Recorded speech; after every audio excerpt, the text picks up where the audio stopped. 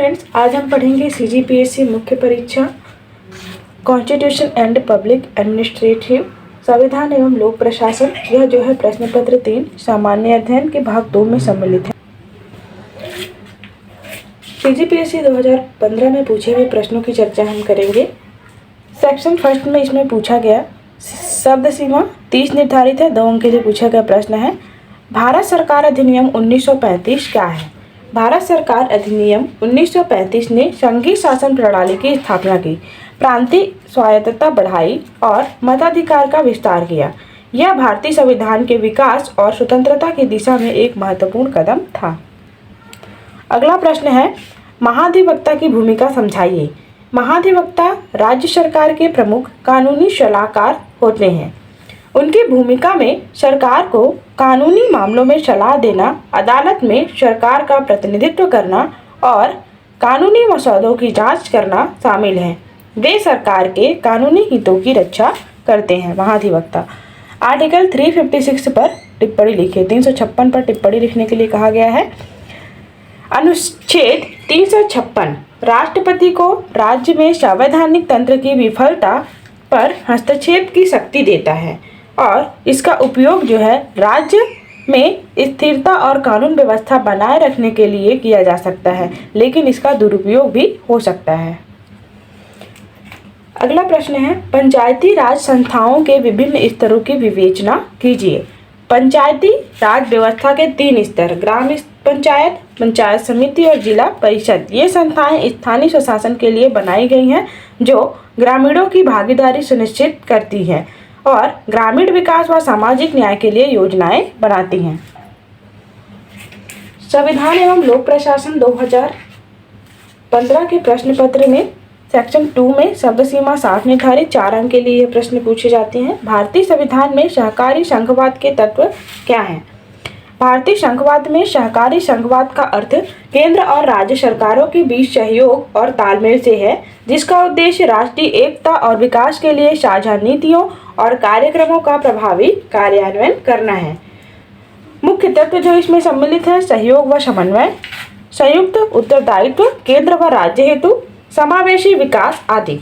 उदाहरण नीति आयोग इसका एक उदाहरण है, जीएसटी, आपदा प्रबंधन आदि। यह जो है सहकारी संघवाद के प्रमुख तत्व।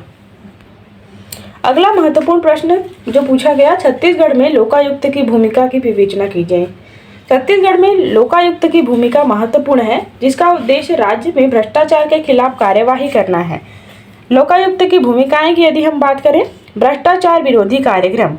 लोकायुक्त राज्य में भ्रष्टाचार के मामलों की जांच करता है और दोषी पाए जाने पर कार्यवाही की सिफारिश करता है। दूसरा जो महत्वपूर्ण कार्य है, शिकायत निवारण। लोकायुक्त नागरिकों की शिकायतों को सुनता है और उनकी समस्याओं का समाधान करने का प्रयास करता है। प्रशासनिक सुधार। लोकायुक्त राज्य के प्रशासनिक तंत्र में सुधार के लिए सिफारिशें लाता है और पारदर्शिता को बढ़ाता है। अगला प्रश्न है, भारतीय संविधान में दिए गए मौलिक अधिकार निरपेक्ष नहीं है, इस कथन का परीक्षण कीजिए। भारतीय संविधान में दिए गए मौलिक अधिकार निरपेक्ष नहीं है, इस कथन की परीक्षण हमें करनी है। भारतीय संविधान में दिए गए मौलिक अधिकार महत्वपूर्ण हैं और नागरिकों को विभिन्न अधिकार प्रदान करते हैं। भारतीय संविधान में दिए गए मौलिक अधिकार निरपेक्ष नहीं है क्योंकि उन पर कुछ सीमाएं और प्रतिबंध लगाए गए हैं। इन सीमाओं का उद्देश्य सार्वजनिक व्यवस्था, नैतिकता और राष्ट्रीय सुरक्षा को बनाए रखना है। मौलिक अधिकारों पर सीमाएं जैसे आर्टिकल 19 अभिव्यक्ति की स्वतंत्रता, सभा करने की स्वतंत्रता आदि पर उचित प्रतिबंध लगाए जा सकते हैं। अनुच्छेद 25 और 28 में यदि हम देखें, धर्म की स्वतंत्रता पर सार्वजनिक व्यवस्था और नैतिकता के आधार पर सीमाएं लगाई जा सकती हैं। इन अधिकारों पर लगाई गई सीमाएं और प्रतिबंध उनके संतुलन प्रयोग को सुनिश्चित करते हैं। अगला प्रश्न है, सेक्शन 5 में पूछा गया विकेंद्रीकरण का क्या आशय है? यह कहना कहाँ तक उपयुक्त है कि छत्तीसगढ़ में पंचायती राज संस्थाओं ने विकेंद्रीकरण के लक्ष्यों को प्राप्त कर लिया है। विकेंद्रीकरण का अर्थ है सत्ता, जिम्मेदारी और संसाधनों का केंद्र या राज्य सरकार से निचले स्तरों का हस्तांतरण। यह प्रक्रिया निर्णय लेने की प्रक्रिया को उन लोगों के करीब लाती है जो उन निर्णयों से प्रभावित होते हैं। विकेंद्रीकरण, इसके प्रकार यदि हम देखें विकेंद्रीकरण के, राजनीतिक विकेंद्रीकरण, स्थानीय प्रतिनिधियों को शक्ति और निर्णय लेने का अधिकार देना इसके अंतर्गत सम्मिलित है। दूसरा है प्रशासनिक विकेंद्रीकरण, प्रशासनिक कार्यों और जिम्मेदारियों को निचले स्तर के अधिकारियों को सौंपना इसके अंतर्गत सम्मिलित है। तीसरा प्रमुख प्रकार है विकेंद्रीकरण का वित्तीय विकेंद्रीकरण। स्थानीय निकायों को वित्तीय संसाधन और स्वायत्तता प्रदान करना इसके अंतर्गत शामिल है। जहां तक छत्तीसगढ़ में पंचायती राज संस्थाओं द्वारा विकेंद्रीकरण के लक्ष्य को प्राप्त करने की बात है, तो यह कहना थोड़ा मुश्किल है कि उन्होंने इसे पूरी तरह से प्राप्त कर लिया है। छत्तीसगढ़ में पंचायती राज संस्थाएं विकेंद्रीकरण की दिशा में काम कर रही हैं और उन्होंने कुछ सफलताएं भी हासिल की हैं। छत्तीसगढ़ में पंचायती राज संस्थाओं की उपलब्धियां यदि हम देखें, स्थानीय स्तर पर निर्णय लेने की प्रक्रिया में नागरिकों की भागीदारी बढ़ी है। ग्रामीण विकास और सामाजिक कल्याण के क्षेत्र में पंचायती राज संस्थाओं ने महत्वपूर्ण भूमिका निभाई है। स्थानीय निकायों को वित्तीय संसाधन और स्वायत्तता प्रदान करने के प्रयास किए गए हैं। हालांकि अभी भी कुछ चुनौतियों का सामना करना पड़ रहा है, जैसे कि निधियों की कमी, कार्यों का पूर्ण हस्तांतरण न होना, राजनीतिक हस्तक्षेप। इन चुनौतियों का सामना करके छत्तीसगढ़ में पंचायती राज संस्थाएं विकेंद्रीकरण के लक्ष्य को प्राप्त करने की दिशा में काम कर सकती हैं। अगला जो प्रश्न है इसमें अथवा में पूछा गया था एक और प्रश्न, राष्ट्रीय न्यायिक नियुक्ति आयोग की संरचना एवं कार्यों की विवेचना कीजिए। इसके पक्ष एवं विपक्ष में दिए जा रहे तर्कों का उल्लेख कीजिए।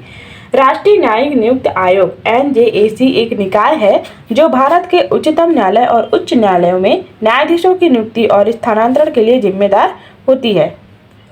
इनकी संरचना में शामिल है भारत के मुख्य न्यायाधीश NJAC के अध्यक्ष होते हैं, सर्वोच्च न्यायालय के वरिष्ठतम न्यायाधीश पदेन सदस्य होते हैं, केंद्रीय विधि एवं न्याय मंत्री पदेन सदस्य होते हैं, 2 प्रतिष्ठित व्यक्ति होते हैं इसमें, एक समिति द्वारा नामित जिसमें भारत के मुख्य न्यायाधीश, भारत के प्रधानमंत्री और लोकसभा के विपक्ष के नेता शामिल होते हैं। तो यह जो है राष्ट्रीय न्यायिक नियुक्ति आयोग NJAC की प्रमुख संरचना है।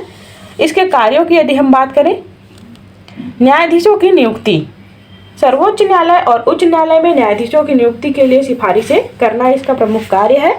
स्थानांतरण, न्यायाधीशों के स्थानांतरण के लिए सिफारिशें करना। न्यायिक मानकों का निर्धारण, न्यायिक मानकों का निर्धारण कर जवाबदेही सुनिश्चित करना। राष्ट्रीय न्यायिक नियुक्ति आयोग के पक्ष में तर्क यदि हम देखें, न्यायपालिका व कार्यपालिका के बीच संतुलन बनाए रखना। NJAC न्यायपालिका व कार्यपालिका के बीच संतुलन बनाए रखने में मदद करता है।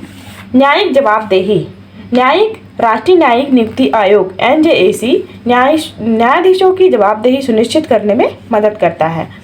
न्यायपालिका में पारदर्शिता, NJAC राष्ट्रीय न्यायिक नियुक्ति आयोग न्यायपालिका में पारदर्शिता लाने में मदद करता है।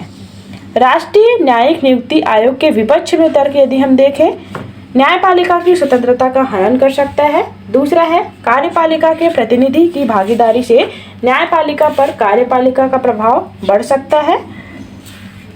विपक्ष में अगला तर्क है न्यायिक नियुक्तियों में देरी का कारण भी यह बन सकता है। तो यह जो है NJAC राष्ट्रीय न्यायिक नियुक्ति आयोग की संरचना तथा इसके महत्वपूर्ण कार्यों के वर्णन जो है हमने किया।